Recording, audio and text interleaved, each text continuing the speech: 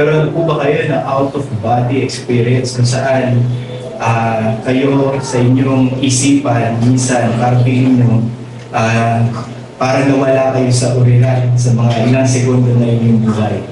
Alala ko, yung aking mga in-laws, para sa kanilang honeymoon, nagpunta sila ng Singapore. At yung kanilang punta sa Singapore was for them to book a date na tatalon sila from a, hindi ko masyadong alam yung eksaktong yung size or yung length, pero from on top of a parang mountain, tatalon sila. Tatalon sila. Of course, may tali, alangan naman tumalon sila na wala tali. So tatalon sila ng may tali, at naalala ko, sinabi nila, nung nandun na sila malapit sa panahon na sila tatalon, takot na sila, to a point na gusto na nilang mag-back out.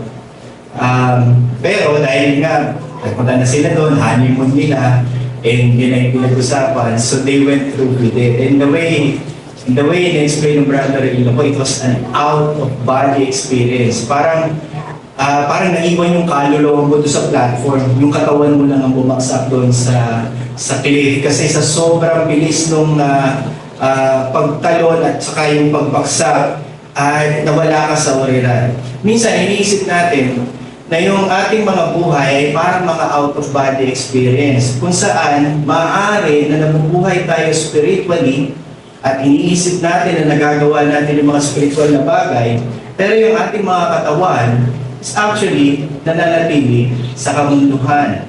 At hindi ito actually lumang doktrina.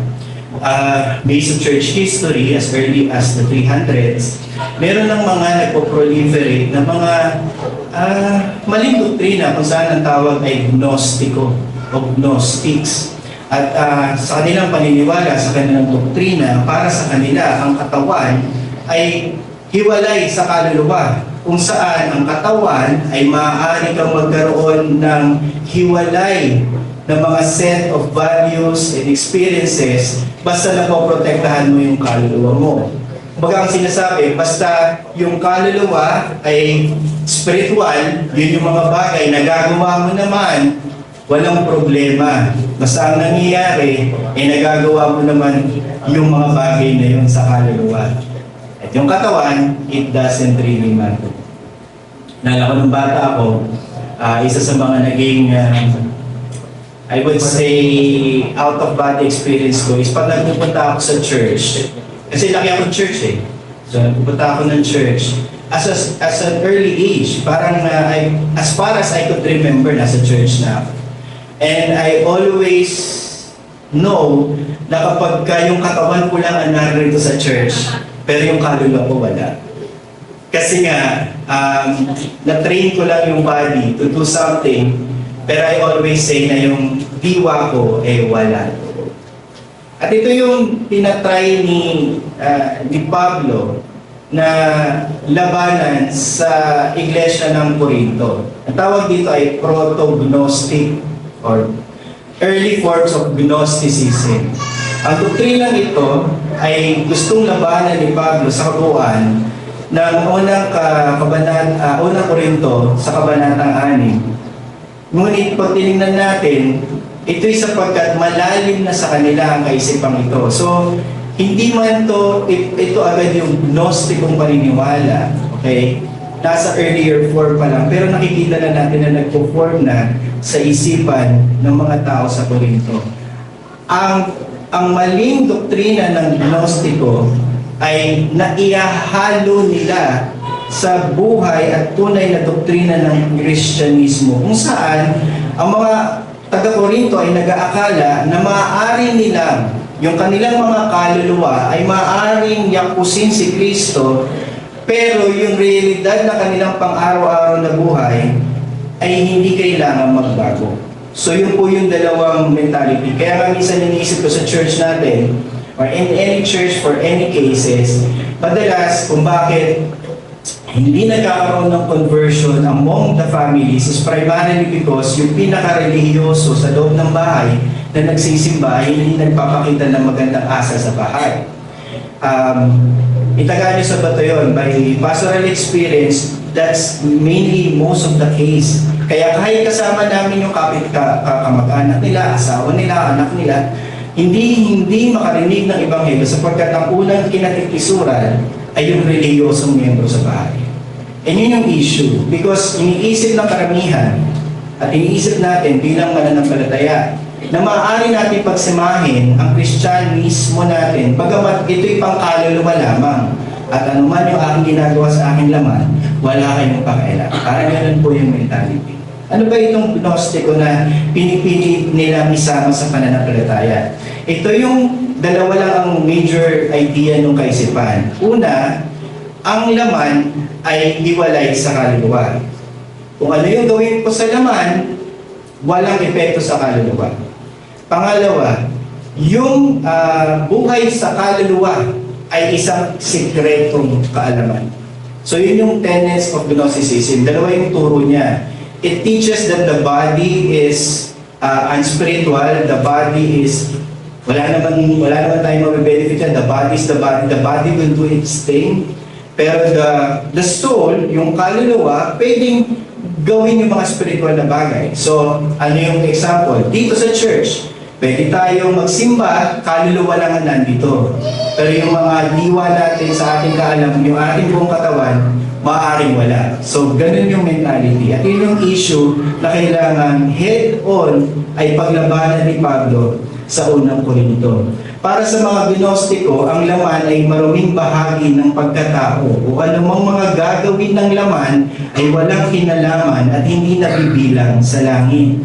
Para sa kanila, yung lihim na kaalaman, yung gnosis, kasi gnosis means knowledge sa Greek, ay naninirahan lamang sa isip. So pag sinabi mo isip, yung it's some form also of theological eggheadness, di ba? Basta natutunan ko yung theology sa utak ko, satisfied na ako, masaya na ako, it doesn't really matter how I live. So yun yung problema. Walang pakialam ang Diyos sa anumang bagay na ginagawa ng katawan. At yun yung doktrina na pinaghahalo, sinkretismo. Pinaghahalo ng mga taga-Korinto doon sa pananampalatayang Kristiyano. Well, pag pinag-usapan naman natin, wala namang problema kasi one way or the other, talaga namang kaluluwa o spiritual yung mga bagay na tinuturo ng Kristyanismo. Pero hindi. Dito, bibigyan din ni Pablo na hindi. Both body and soul belongs to Christ. So dahil sa syncretismong ito, syncretismo meaning pagsamba sa Diyos-Diyosan, kung saan ang tunay na Diyos ay pinaghahalo sa mga Diyos-Diyosan ng buhay mo. Hindi ito mawawala. It's part of the issue of yung sa biblical counseling ni David Paulison.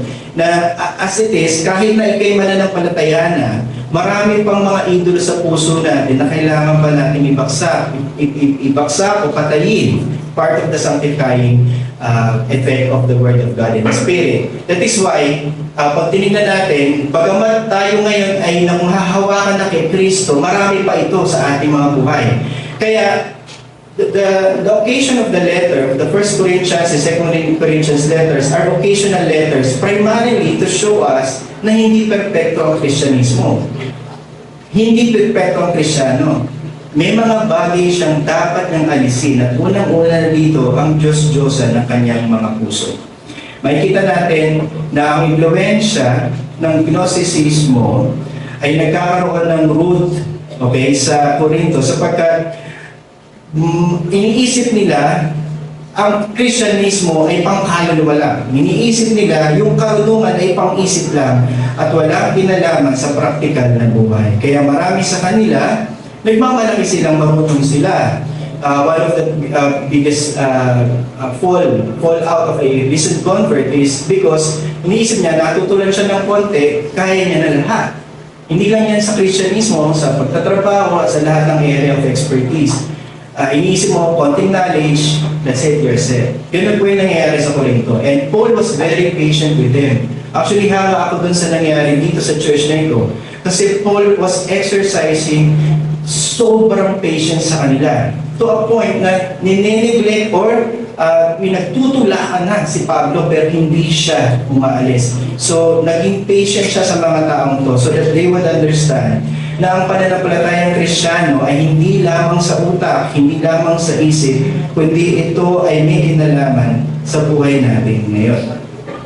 Ang i-realize na mismo sa Korinto, bagamat inaring ganap na kay Kristo, so ibig sabihin justified. Yun yung sinasabi natin proseso. Because you've been converted, so basically you've been regenerated. So prior to that, you've been elect, regen, and then believer. When you become a believer, it doesn't follow yet na yung sanctified life will be set for you. Kailangan ka pa rin mag-progress. Kailangan ka pa rin na magpalalim sa pananampalataya. Dahil doon, yung pagiging aring ganap must be met with the progress of sanctification. O yung pag-aaring ganap ay kailangan mabuhay ng may kabanalan. Bagamat yung aring pag-aaring ganap ay nangyari ng isang bigla. Tama po ba? Tama po, naalala nyo, it's one incident.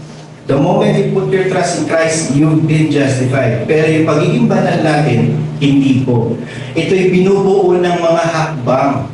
So, as it is, for us to progress in sanctification, there must be milestones in place. Kumbaga meron siyang mga hakbang. Kumbaga ito'y proseso na merong mga hakbang na kailangan nagpo-progreso. At yun yung kailangan natin maintindihan dito. Dalawa, yung gustong ituro ni Pablo na kailangan ma-instill sa kanila. At this is, as the classical theology says, it's Christology. Una, na yung ating mga katawan ay muling bubuhayin. May mga implications po yun. Sapagkat kung ang katawan ay bubuhayin, then it matters kung ano yung ginawa natin sa katawan dito sa lupa. Kung tayo'y bubuhayin muli sa katawan, tayo pa rin ay kailangan mabuhay ng merong pag-iisip kung paano itong katawan nito dito sa lupa ay mamumuhay. Si Kristo po ay hindi umakyat sa langit ng walang katawan. Yun yung usual na misunderstanding. Akala nila si Jesus kaluluwa nung umakyat sa langit. Hindi po. Si Jesus nung umakyat sa langit, dala yung katawan niya. May tanong sa akin si Pastor Roland doon, yung panahon na 40th days niya, nag-stay siya, 40th days, pinakita niya yung kanyang mga sugat, tama po ba? So sinasabi, ibig sabihin yung katawan niya hindi pag-glorify. Yun nga, no, we're not talking about that. We're talking about now na yung umakyat na siya sa langit, nakaupo na siya sa kanan ng trono ng Diyos Ama, yun na, glorified na yun, pero body pa din siya. Hindi siya bodiless soul existence, but rather with the body. And yun yung una natin dapat matutunan, na tayo muling bubuhayin sa katawan, katulad ni Kristo, na ngayon ay maluwalhating may katawan sa kalangitan. Kalawa, makararanas tayo ng espiritual na pagkabuhay na muli. Ibig sabihin, hindi natin kailangang hintayin yung panahon na tayo'y mamatay para magsimula ang kabanalan sa ating mga buhay. Ulitin ko po, that's an important point. Hindi mo kailangang hintay, kasi lagi pinag-uusapan yun. Pastor, paano ba yun? Dapat siguro, gawin ko na lang, hintayin ko yung mga elders. Pag mamamatay na ako, saka ko sila iimbita, saka ko tatanggapin si Kristo bilang Panginoon at tagapagligtas. Di ba, wala na akong iisipin, di ba? At least kahit pa paano, mabubuhay na ako ng ayon ko sa laman, pero pagdating sa dulo, ligtas din naman ako. Mali yun. Hindi yun tama. Makararanas tayo ng spiritual na pagkabuhay muli, spiritual resurrection, the moment na tayo'y ma-convert. So we've been justified, then we've been sanctified or sanctifying, and then we'll be persevering. At yung panahon na yun is primarily because you've been made alive by the Spirit. At dahil dito, and yung by implication, yung katawan mo ngayon mismo, yung katawan natin lahat ngayon, and I'm talking to you as a believer, lahat ng katawan natin ay pinamamahala ng Espiritu Santo. Yun po yung mga implications. Deep yung theological understanding ni Paul. And I don't think nakuha agad yun ng mga taga-Corinto. Kaya siguro merong part 2 yung Luke letter eh. I remember itong letter na to. Hindi ako nagkakamali. Pero may part 3 eh. So, ibig sabihin, hindi talaga pa sila nagkaintindihan. And I think it's important for us to understand it now. At upang manawaan natin yung panawagan ito sa kabanalan, hihimayin natin ito sa dalawang puntos. Dalawa kasi po yung naging kaso. I'll discuss the first one. At ang unang kaso ay yung question about justice. paano tayo magkakaroon ng hustisya dito sa lupa. And pangalawa, paano yung kabanalan mangyayari sa buong katawan. At yun yung ikalawang kaso, it's about sexual immorality. So, mahaba po yung introduction and I think para din ay dapat yun. So anyway, let's see. Let's pray first and let's ask the Holy Spirit's guidance for illumination. Let us pray. Our dear Heavenly Father, we are grateful for your enabling work as the Spirit continue to make your people understand all these important truths that relates to our relationship with Christ. Na hindi kami nabubuhay dito na dala lang ang aming mga sarili, kundi ang aming buong kaluluwa, ang aming mga katawan, ang aming buong existence dito sa lupa matters. That's why we have to go through all these things, and by the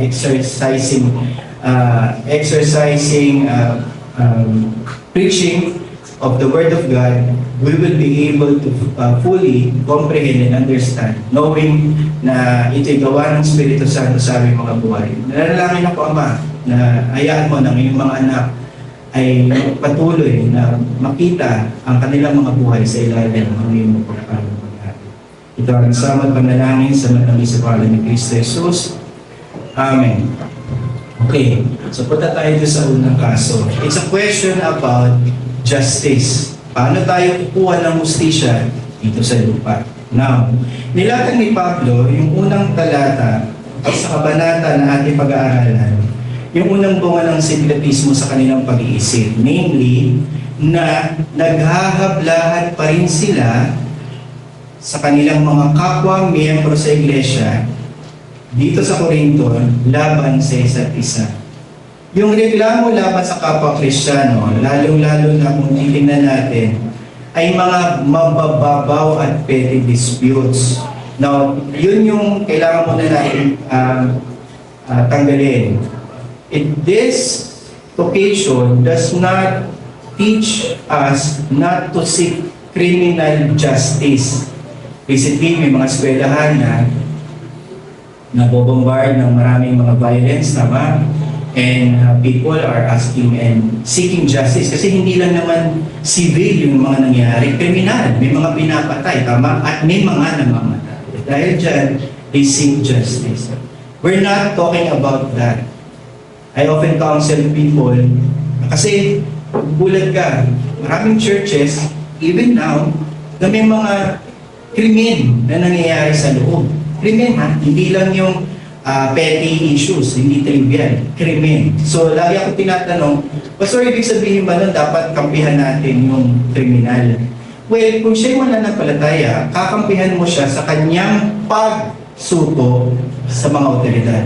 Sapagkat that is the criminal way, that's the way a crime must be addressed legally. So, maraming issues doon, and I don't want to discuss that because hindi naman yun yung topic natin. Let's focus on petty, trivial matters. Tapos, hindi lang to civil case. Kasi yung pag sinabi natin mga civil case, bawa, kunyari, magkapitbahay si X at magkapitbahay si Y, pareha silang Kristiyano, nagbibidyo kayo lagi gabi-gabi si X at sinabi ni Y, ano ba naman pagka yan, dapat dalhin na yan sa barangay. Tama po ba? Magbaranggayan sila sa isa't isa, maglaban sila doon sa barangay, magtalakan sila, di ba? So yun. So minsan iniisip natin, yun yung case, kasi parang barangay ito. Equal. May tao na equal rights siya doon sa korte ng barangay at may isang tao na mananampalataya din, equal rights siya doon sa barangay. Hindi rin po yun. Hindi rin po ito yun. Ito ay tungkol sa mga pera, property, at mga alipin na ginagamit, at noong mga panahon na yun, ginagamit ang sistema ng hukuman para maipahiya yung mga tao na walang pera. It is more of a system that is advantageous to the rich. So in short, this is a matter of issue between the rich members and the poor members of the church. Ang issue is, sinasabi nila, matagal na akong naghahabla sa kahit sino. Pero pagdating dito sa loob ng church, hindi ko pwedeng ihabla tong taong to, may utang siya sa akin. So yun po yung mga issue. Ang point is trivial. Maraming mga tanong, nangyayari ba talaga sa loob ng church? Ang tingin ko, oo.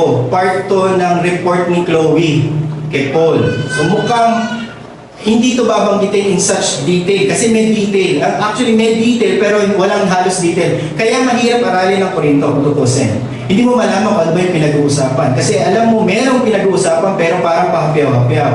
Pero ang nabubuo natin, mukhang merong dispute between a rich member na prior to this, di sila mananampalataya, di sila belong to the same church, ginagawa niya na to.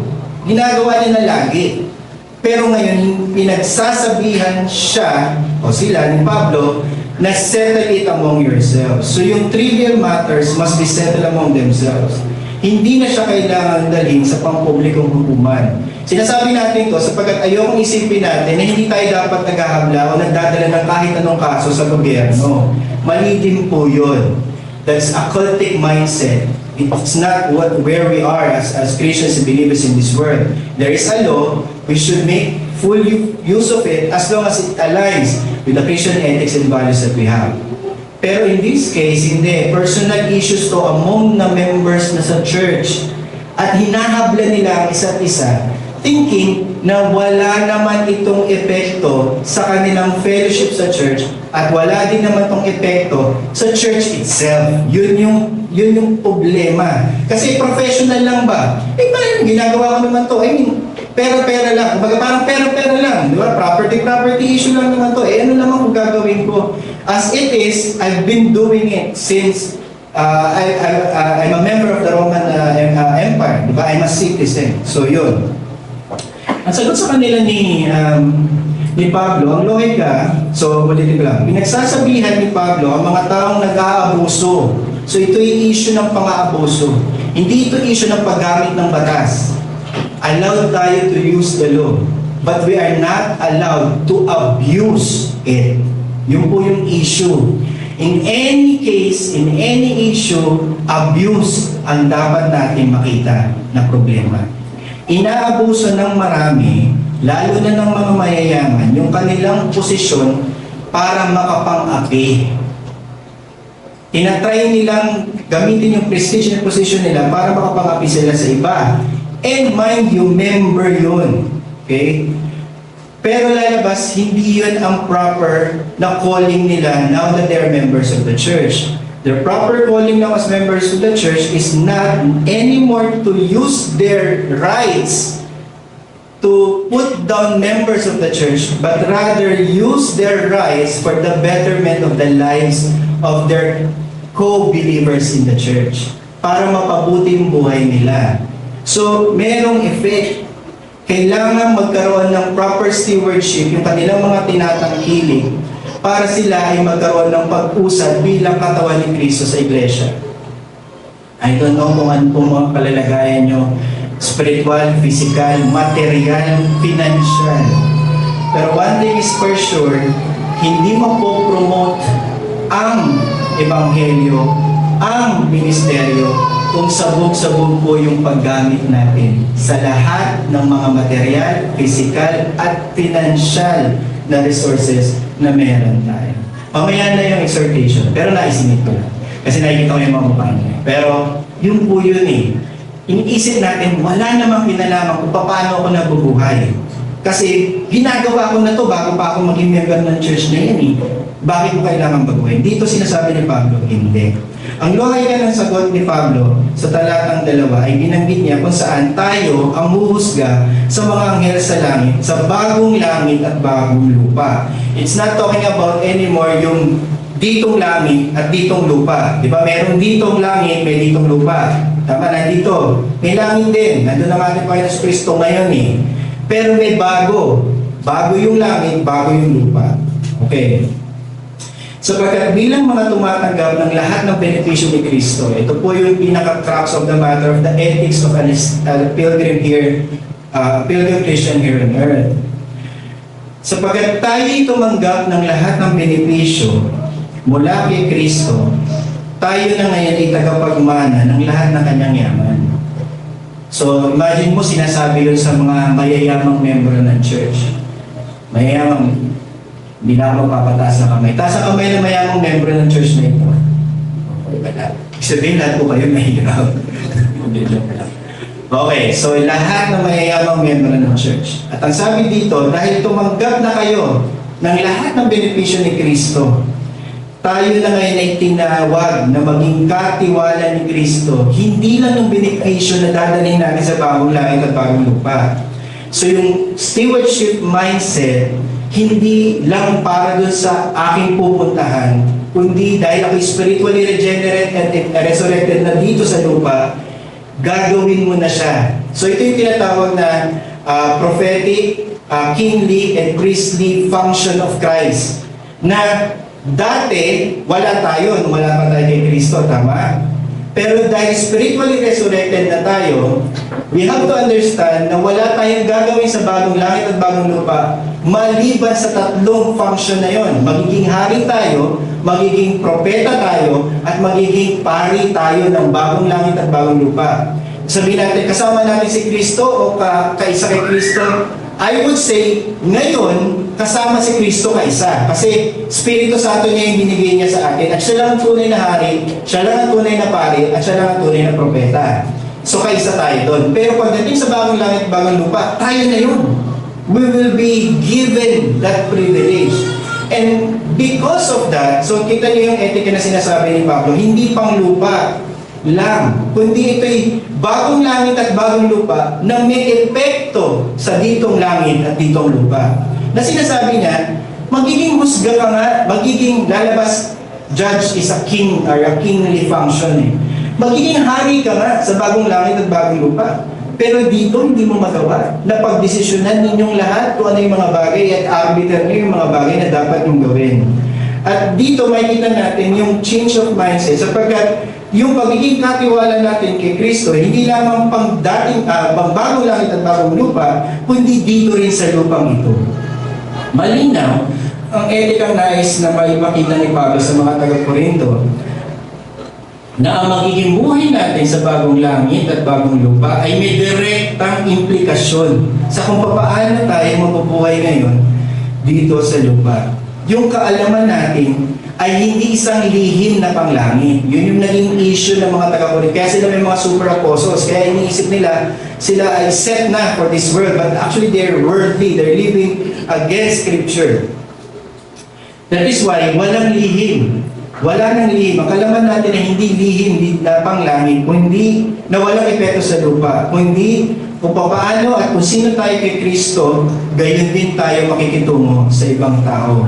Walang lugar ang pagmamagulang, paggugulangan sa kaharian ng Diyos. Bilang mga inaring ganap kay Kristo, tayo ay tinawag na mabuhay ng may kabanalan and exercising justice. Katulad ng sinabi ni Pablo sa talatang 11. Let me read in Tagalog. Kasi I would like to make a separate point about doon sa isang point na sinabi nito sa mga mayayaman. Sabi niya, hindi ba gama? Tama ba? Okay. Hindi ba ganyan nalalaman na ang mga liko ay hindi magsisipagmana sa kaharian ng Diyos? Huwag kayong padaya. Kahit ang mga nakikiapi, mamaya kasi i-discuss na yan. Ang mga nananambahan sa Diyos-Diyosan, which is yung basic issue of Gnosticism, secretism. Kaya na sinabi yun. Hindi ito exhaustive list. Pangangalo niya, mamaya i-discuss niya. Mga nambababae, i-discuss niya. Pakikiapit sa kapwa lalaki, puro sexual sins, tama po ba? So far. Pero meron ditong ganit, pagnanakaw. Pagnanakaw, pagiging sakim. Okay? Mga manlalansing, hindi na nanlalasing, manlalansing, manggugoyo. Ano ba? Goyo. Sorry si Goyo. Hindi naman Goyo. Ano ba? Basta manlalansing, naglolofo, swindling, conman, okay? Manlalansing. Ni ang mga mapagtunayaw, ang mga manlulupig ay hindi magmamana ng kaharian ng langit. Tanong, bakit ganun, Pastor? Nandun pa sila sa lupa tama po ba? Lahat sila may descriptions pa rin. One way or the other, nandun sa Paul dito. Tama po ba? Bakit sinabi na hindi sila magmamana ng kaharian? So, dalawa po ang pwedeng possibility. Yung kaharian ba na pinag-uusapan ay kaharian dito sa lupa? o kaharian doon sa bagong langit at bagong lupa? Kasi pag tinanong natin dito, pag meron kang nabasa na ito yung mga hindi magmamana ng kaharian ng Diyos, may kasalanan ka doon for sure. One way or the other, nakalista ka doon. Tama po ba? O wala ka doon? Wala kang kasalanan doon. Wow, exempted ka? Sure ako na kung pag may listahan ng mga kasalanan, kanina lang sa Galatia, tama po ba? O, nilista yun ni Paul. Pag naglilista siya madalas, hindi comprehensive yun. Pagsasama-samahin mo dapat. Meron din kasi yun sa Revelation 20, pinakamabigat yun. Wala makapapasok kasi ng langit. Yun ang sinasabi. So inisip ko lagi, ano ba yung pinag-uusapan? Dito pa sa lupa o doon sa bagong langit, bagong lupa? Ang sagot is, sa bagong langit at bagong lupa, wala na itong mga characters na ito. It's not a list of those who will not enter heaven in a sense. Kasi one way or the other, lahat tayo nasa listahan. Tama po ba? Eh di wala makakapasok ng langit. So anong difference natin sa iba? Ang difference natin, inaring ganap tayo. Okay, one, kaya yung sinabi yung verse na yan about justification. Sinasanctify tayo, the second one, which is the most important part. Pero hindi ibig sabihin na wala tayo doon sa listahan ng mga manggagansyo, di ba? Manalansing. Nandun din tayo, nagawa natin yun one way or the other. It's just that, strictly speaking, wala nang ganitong ugali sa bagong langit at bagong lupa. Eh ano ang point? Kung wala na ito sa bagong langit at bagong lupa, mag-practice ka na. Dito sa lupa. Practicein mo na yung etika ng pangbagong langit at bagong lupa. And ilista na ni Pablo lahat for us. Malinaw. So in short, walang homosexual sa langit. Wala. Tama, nandoon. In short, walang gumagamit ng babae, wala. Ang sinasabi doon, yung lahat ng yun, hindi na mangyayari sa bagong langit, bagong lupa. So, malinaw po ba? And dahil doon, maaari natin isipin para sa ating mga sarili na tayo ngayon dito sa lupa ay maaari na nating maisagawa yung etikang ito. Na tayo ngayon ay mga steward ng ating Panginoon Kristo at atin ang itatrato ng tama yung ating mga kapwa-tao dito sa loob ng church. So, Pastor, anong gagawin ko kapag ako ay naargabyado? Well, malinaw sa sinabi dito ni Pablo na mas maigi pa na magpalugi ka dito sa lupa kaysa insist mo yung right mo kasi mas makabubuti na mag-suffer tayo dito ngayon kaysa doon sa bagong langit at bagong lupa. Ito yung tinatawag natin na etika na mas magmamana ng langit, tama ba? Yung mga meek, yung mga mababang loob, sila ang makakakita sa Diyos. So doon mo makikita na yung etika natin lagi dito sa lupa will always be looking na tayo yung mga talunan, tayo yung mga natatapakan, at yun yung ini-insist ni Paul sa kanila. Huwag na nilang i-insist yung mga rights nila. Kundi, bagkus, let us settle it in a manner na lahat ng mga mananampalataya ay magbibigayan sa isa't isa. Actually, kaya ako lagi naisip yun kasi kapag nakikita ko yung karakter ng tao na lagi niyang ini-insist yung rights niya, may problema. Hindi dahil dun sa rights niya dun sa gobyerno, yung rights niya dun sa civil. Hindi, yung rights niya sa loob ng church yung pinag-usapan. So dito, ang gusto ni Paul, ang exhortation niya, rather suffer kesa i-insist mo yung rights mo doon sa brother na yun. And I think ang nakarinig yun, yung mga mayayaman. Okay po? So kung hindi po kayo mayaman, hindi po kayo yung pinag-usapan. Tama po ba? Pero yung prinsipyo, iisa. Yung prinsipyo would be, huwag mong i-insist yung right mo. I-settle nyo yung trivial dispute among brothers, primarily because nasa loob kayo ng church. And you should be able to do that. And you should be able to understand na kaya niyong gawin yun, given na kayo yung mga anak na ng Diyos. Next. Yung kabanalan ng buong katawan. Now, yung mula sa talatang 12 hanggang 20, pumasok naman si Pablo sa ikalawang bunga ng kanilang sekretismo. Medyo controversial itong part na ito, primarily because meron ba talagang mga gumagamit ng patotot sa loob ng church? Di ba kayo na-iskata dito sa thought na yun? May gumagamit. Kasi yun yung trust nung pag binasa mo, ang issue may prostitute sa templo eh. So may gumagamit. Tama ba? Yun yung issue. Again, ako walang problema yung, hindi sa walang problema, mas tanggap ko na may mga property money and slavery issues na gustong i-insist ng mga tao sa loob ng church. Hindi sa mababang kasalanan yun para sa mata ko, pero nai-imagine ko yun, nakikita ko kasi ngayon yun eh. Pero dito, yung mga nabubuhay na may mga sexual na kasalanan sa loob ng church. And I think, ang sagot is yes. May mga nasa loob ng church na nabubuhay sensually. Hindi ko alam kung sexually o sensually yung gusto kong sabihin, pero maraming forms kasi of sexual immorality. Tama po ba? Hindi lang pinag-uusapan dito yung ginamit mo yung prostitute na babae. Maraming forms of sexual immorality na pinapractice among men and women na highly accessible sa pornography dito sa Amerika. Mula sa Amerika pala. Hindi mula sa Amerika dito sa atin, sa Pilipinas. And somehow, one way or the other, ito po yung pinag-uusapan dito. Hindi lang ito yung adulterous relationships ha. Hindi ito yun. No. Kasi kung adulterous relationships to, madali lang, isa lang usapin. Hindi mo yan asawa, adultery yan. Hindi. Ito yung mga shaded area na tinatawag. Ito yung mga tipong hindi naman talaga nagkasala sa tingin mo. Kasi hindi naman talaga actual na sexual issue yung nangyari. Mga ganoon, ito yon. And marami sa mga taga-Corinto ang gumagamit at nagbabayad ng sexual service. Lalabas. Unimaginable ngayon yun, pero hindi para sa pulpito sabihin, pero sure ako na mayroong ganito hanggang ngayon dito sa ating bagong modernong society na mga sexual services na hindi necessarily mag-asawa or adultery.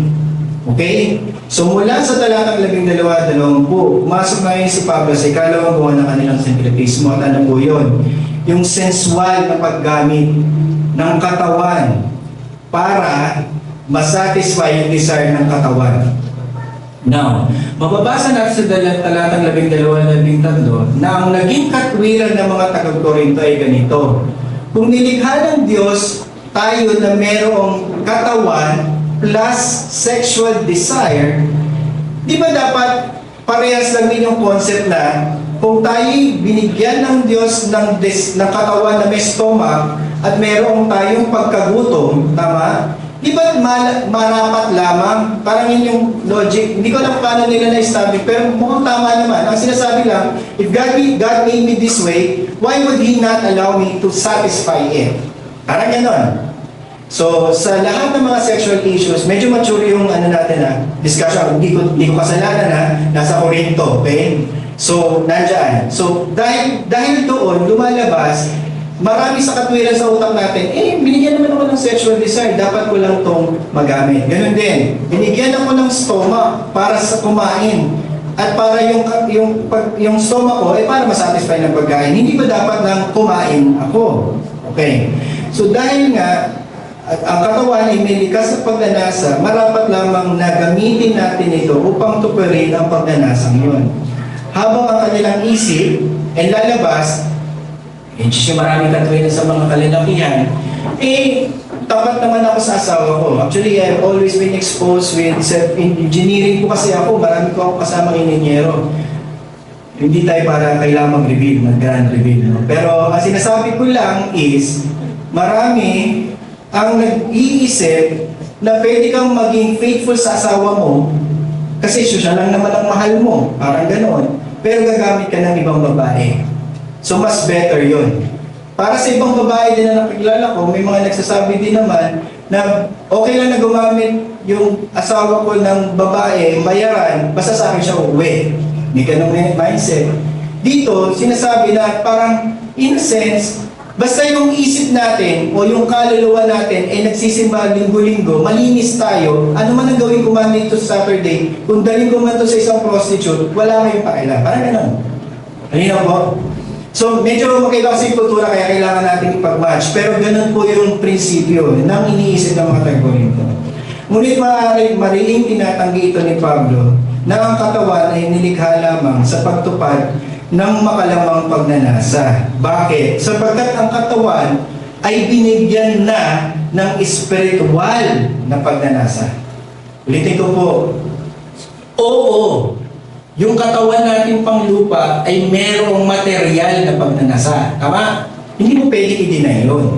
In a sense, hindi mo pwedeng sabihin na wala yun. Nandoon yun. However, ang argument ni Paul is, hindi ka na lang merong material at physical na pagnanasa. Meron ka ng spiritual na pagnanasa.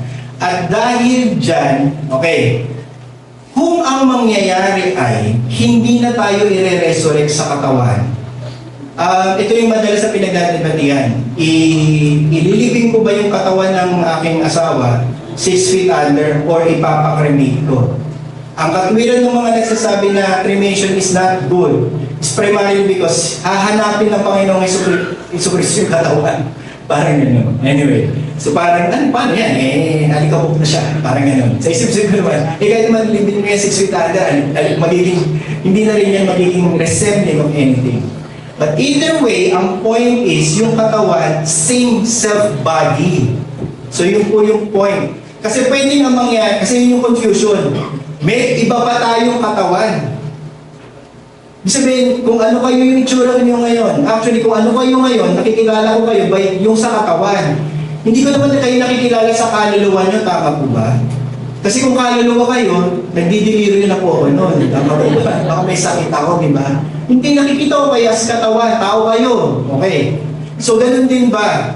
So, lagi pinag-isipan, yung bang resurrection na mangyayari, ibang katawan, nininong ni Paul yun. Thessalonica, same body. Ngayon, puproblemahin na ng Panginoon Diyos yung paano tayo matatagpuan sa lupa, one way or the other, yung body mo.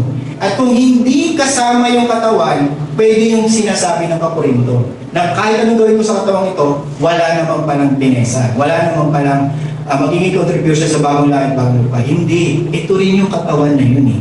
Ito rin yun. At dahil doon, walang lugar para sa iyo, ngayon na ikay meron ng Kristo at ikay kinasiyahan ng Espiritu Santo, walang lugar na ngayon para ikaw ay mabuhay para sa iyong sarili. Okay? Walang lugar na ang huwad na pag-iisip ng syncretismo, kundi dahil tayo ngayon ay sa ating buong pagkatao, ang ating mga kaluluwa at ang ating mga katawan ay pag-aari ni Kristo, hindi natin maaaring sabihin na ating ito. Kung hindi tayo ngayon ay binili na sa may pinakamataas na halaga, which is ang dugo ng ating Panginoong Kristo. Therefore, you can no longer have, it's an issue of mindset eh. Kaya Gnosticismo to, it's about the gnosis, the isip. And may sin yung, may authentic effect yung sin sa utak mo eh. Iniisip natin lagi, akin ito kasi katawan ko to. My body, my right. Tama yung mga abortionists na sinasabi. But no, as a believer, it's no longer your body. By the way, it's no longer your soul as well. It's no longer yours, both body and soul. It belongs to Jesus Christ, both body and soul. What is your greatest comfort in life and in death? Binasa natin kanina. That I am not my own, but belong, both body and soul, in life and in death, to my faithful Savior, Jesus Christ. Maraming nag-iisip that this is just a mere construct or concept. But actually, no. It's more practical as much we would imagine it. Because it now questions what we do with our everyday material possessions. May impact ito, yung idolatria ng salapi ay nananatili sa karamihan sa atin.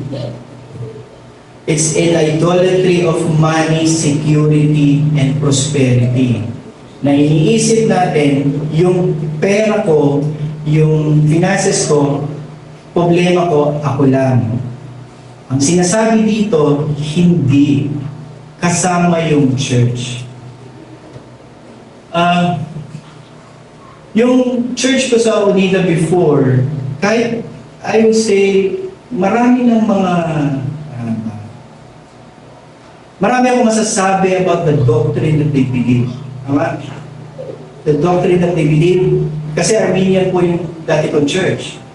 And that's primarily the reason why when I become a Calvinist, it's no longer compatible for me to be there. And in this church, I have always believed that we always stand by the correct doctrine that the whole of Scripture teaches.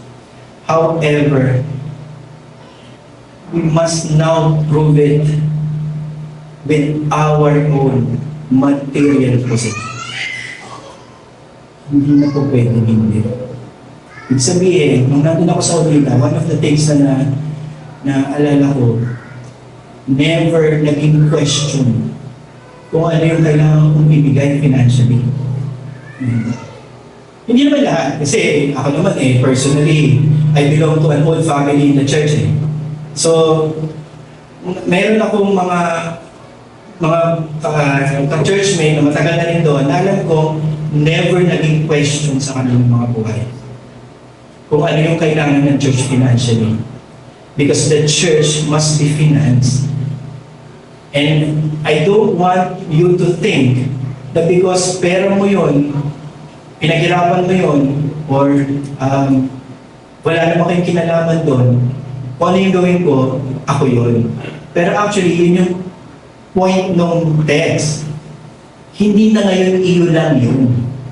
Huwag natin isipin na kung paano natin tinatry na imagine sarili natin pananalapi ay walang impact dun sa kabuuan ng katawan kung saan kakabilang. It should never be a question na kung saan ka lumipat na church na hindi yung salapi mo. At kung ano yung salapi mo, yun yung para sa church. Hindi sa'yo. Never naging sa'yo. And kahit sabi ko yung mga tao yan, kahit hindi naman masasabi na theologically informed, but they know, both body and soul, that they belong to their Savior. Na wala silang pag-aari. At yun yung problema madalas. Yun yung problema madalas. So every time na nakikita natin na it's just about us, then we neglect the body. That's the greatest mystery of all. I don't know why. Kasi pwede naman tayong mabuhay sa sarili natin at huwag na natin pakialaman ng isa't isa. Mag-online na lang tayo guys. Mas magtipid pa. Pero hindi, nagtitipon tayo dito. Tama? Gumagastos tayo dito. Tama? So, natalis mo ng gastos dito ha. Parang yung sinabi kong tama, sabi na, gastos dito. Kasi nag-gastos dito. Huy, mga kapatid, hindi libre ang tubig, hindi libre ang gasolina, at hindi libre ang ilaw. Hindi ginagastos ang church na ito. In short, it's about time to put where our stewardship matters. Hindi pwedeng walang implikasyon yung ating pamumuhay doon sa kung paano gumagastos yung church. Your financial statement is a testament to your spiritual understanding and maturity. How you manage your own money as a church now matters. Hindi na lang siya, pera naman nila yan. Hindi po. Pera natin yan dito sa loob ng church. And if you're not going to be good stewards with the resources that Jesus Christ Himself gave to this church, then that's on us. Tama po ba? That's on the church. At ipagsusulit natin yun. At tayo yung grido, at tayo yung doon. Yung lanang nilista, di ba? Ano Pagpapatungnayaw, mapanglubi, masakim, mapaglalasing, magnanakaw. So hindi siya pwede. Now it's the time to practice it. So, bilang conclusion, magbibigay po ko ng tatlong mahalagang bagay. Una, yung proseso po ng pagkakabanal sa atin ay pagpapatuloy ng pag-unlad. But it must be in steps. Hindi mangyayari yun maliban na may umusad. Ulitin ko, progreso nga siya, pero hindi siya pwedeng, O Lord, basta tangayin mo na lang ako, Lord, sa sanctification. Hindi mangyayari ang pagtangayin ng sanctification. You must be able to understand that as the Spirit enables you, you'll be able to move in the right direction. And the church must move financially in the right direction as one body.